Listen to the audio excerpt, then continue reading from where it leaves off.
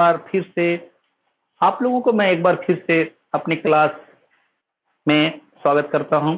आप लोग जो हैं अभी इलेक्ट्रिसिटी करंट के बारे में मेरे से कुछ जानकारी प्राप्त करेंगे। जैसा कि आप लोग पहले से इस क्लास को ज्वाइन किए हुए हैं और देखते आ रहे हैं इलेक्ट्रिक करंट के बारे में, मैंने बहुत सारी टॉपिक्स आपको बताया है। उसमें करंट क्या है उसका डेफिनेशन बताया है, करंट से रिलेटेड बहुत सारी बातें बताई है, ड्रिफ्ट वेलोसिटी बताई है, ओम्स का लॉ बताया है, ohmic conductor non ohmic conductor के बारे में बताया है, थर्मिस्टर के बारे में मैंने आप लोगों को बताया है। आज मैं सिर्फ आप लोगों को एक रिव्यू क्लास के तौर पे ये लेने वाला हूं इलेक्ट्रिक करंट का, कि इलेक्ट्रिक करंट जो टॉपिक है, जो चैप्टर है आपका, उसमें जो आप लोग अब तक पढ़ चुके हैं उसके बारे में मैं आप लोगों से बात करूंगा। क्योंकि सब चीजें आप पढ़ते जा रहे हैं और उसे आप कॉपी करते जा रहे हैं, आपके दिमाग में भी कुछ याद है या नहीं है उसके बारे में मैं चर्चा करना चाहता हूं।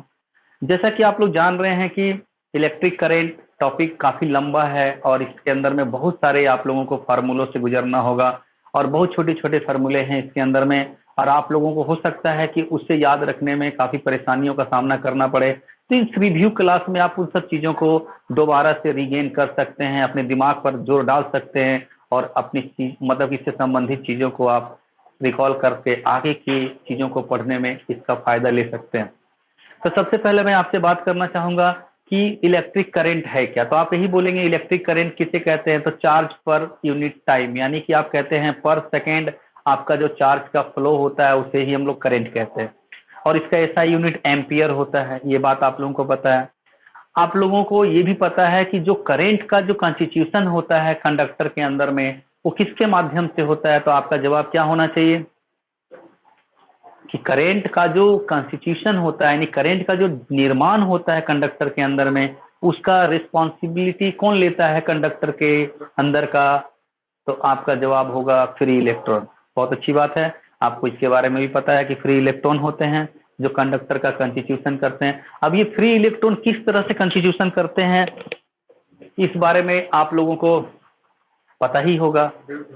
उसमें क्या होता है कि जब करंट नॉर्मल टेम्परेचर पर हमारा जो कंडक्टर होता है उसके अंदर में जो फ्री इलेक्ट्रॉन्स होते हैं उनमें अपनी थर्मल स्पीड जो होती है उसे जीरो एज्यूम किया जाता है, लेकिन जब बाहर से इलेक्ट्रिक फील्ड अप्लाइड की जाती है तो वही कंडक्टर के जो फ्री इलेक्ट्रॉन्स होते हैं वो थर्मल स्पीड को प्राप्त करते हैं, और वो अब थर्मल स्पीड पाने के बाद अपना पोजीशन जो है आसानी से छोड़ते जाते हैं और आगे के एटमों से टकराते हुए बढ़ते चले जाते हैं। टकराव नहीं होता है एक्चुअल में, होता क्या है कि जो एटम्स होते हैं कंडक्टर के आउटर मोस्ट सेल में वो बहुत ही आसानी से बाहर कूद जाते हैं अगर उन्हें हिट दिया जाता है तो, और वो थोड़ा सा हिट पाने पर ही आगे की ओर कूद जाते हैं क्योंकि वो बहुत फ्री होते हैं कूदने के लिए।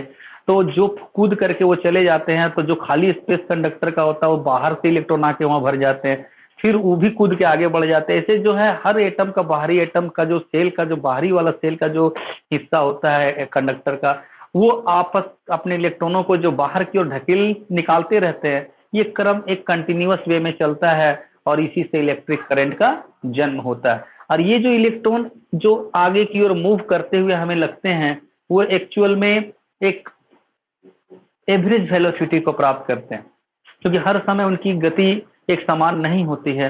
तो उस एवरेज वेलोसिटी को हम लोग ड्रिफ्ट वेलोसिटी कहते हैं, ऐसा आप लोगों को पता ही है। और ड्रिफ्ट वेलोसिटी जो इलेक्ट्रॉन जो है वो कैसे प्राप्त करते हैं ये भी आप लोगों को पता है। अब रह गया कि ड्रिफ्ट वेलोसिटी, उस पर पूरा वीडियो बना हुआ है, पूरा चैप्टर आप लोगों ने नोट किया हुआ है, उसको आप देख सकते हैं। अब आपसे मैं पूछना चाहूंगा करंट डेंसिटी की बात, ये क्या होता है करंट डेंसिटी। आपका जवाब क्या होगा। तो आपका जवाब होगा कि करंट पर यूनिट एरिया। बहुत अच्छी बात है कि आपको इसके बारे में भी पता है कि करंट पर यूनिट एरिया को करंट डेंसिटी कहते हैं। करंट डेंसिटी के बाद आपको एक चीज मैंने बताया था और वो था कंडक्टेंस और कंडक्टिविटी। तो कंडक्टेंस क्या होता है और कंडक्टिविटी क्या होती है। तो कंडक्टिविटी और कंडक्टेंस दोनों जो है कंडक्टर के दो इंपॉर्टेंट गुण से रिलेटेड हैं और वो हैं रेजिस्टेंस एंड रेजिस्टिविटी।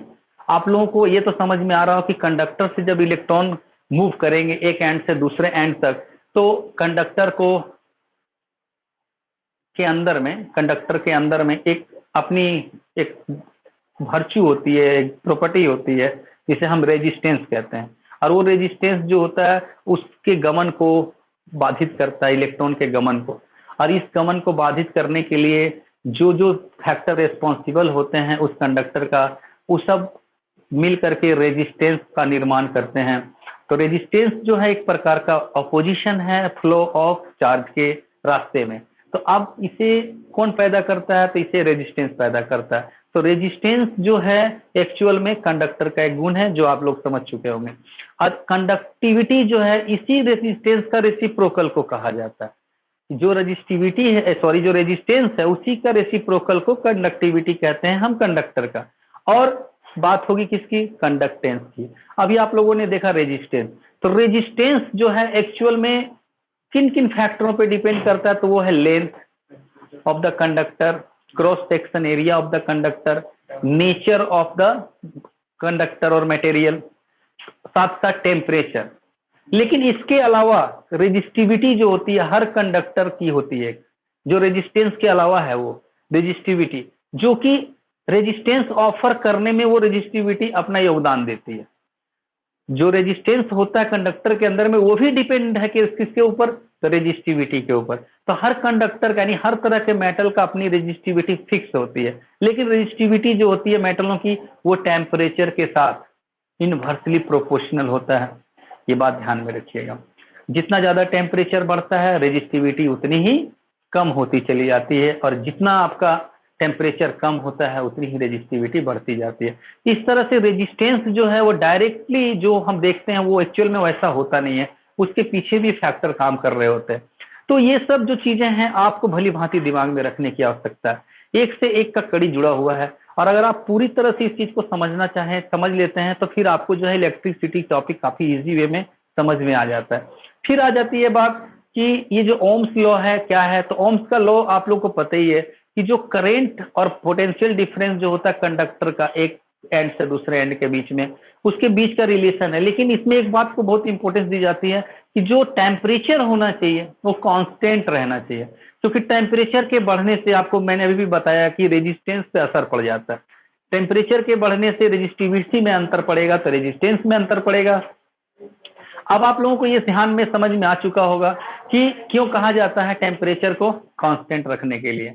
अब रह जाती है बात कि टेम्परेचर अगर कांस्टेंट है आपका, तो अब क्या होगा कि अगर कोई कंडक्टर के में पोटेंशियल डिफरेंस जो होगा एक एंड से दूसरे एंड में, वो आपका डायरेक्टली प्रोपोर्शनल होता है उसमें फ्लो होने वाली करंट का। तो यानी आप कह सकते हो कि करंट या पोटेंशियल डिफरेंस दोनों में से किसी को भी एक तरफ कह सकते हो कि directly proportional to another. That means की potential difference is directly proportional to current. या करंट को आप नहीं कह सकते हो डायरेक्टली प्रोपोर्शनल टू वोल्टेज यानी पोटेंशियल। आपको कहना क्या है कि potential is directly proportional to current. अब ये जो करंट डायरेक्टली प्रोपोर्शनल होता है, सॉरी, पोटेंशियल जो है डायरेक्टली प्रोपोर्शनल होता है करंट का, यहीं पर हमारा जो है एक कांस्टेंट निकल के आता है रेजिस्टेंस। और फिर हम लोग जब इसका माइक्रोपिक स्टडी करते हैं तो वहाँ रेजिस्टिविटी हमें मिल जाती है।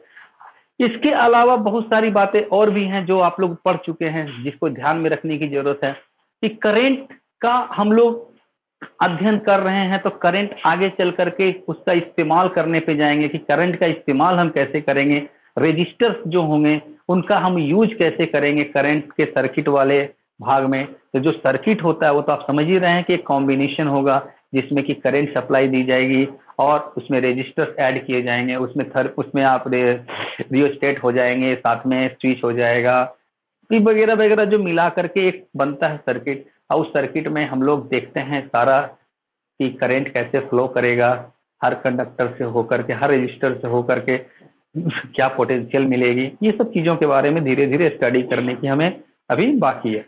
तो ये जो पीछे की जो सारी बातें थी मैंने आपको बता दी, अब तक जो आपको मैंने पढ़ा है। अब आप लोगों से मैं ये पूछना चाहता हूँ कि अभी तक जो मैंने बातें बताई उसमें आप कहाँ तक चीजों को अपने दिमाग में रिकॉल कर पाए। मैंने बहुत फास्ट बताई चीजों के बारे में क्योंकि मैंने सब चीजों को पढ़ा दिया था। अब आपको देखना है कि आप लोग इन सब चीजों पर कितना अपने आप को रिकॉल कर पाए हैं। तो थैंक यू। अब मैं आगे दूसरे टॉपिक पे चलता हूँ।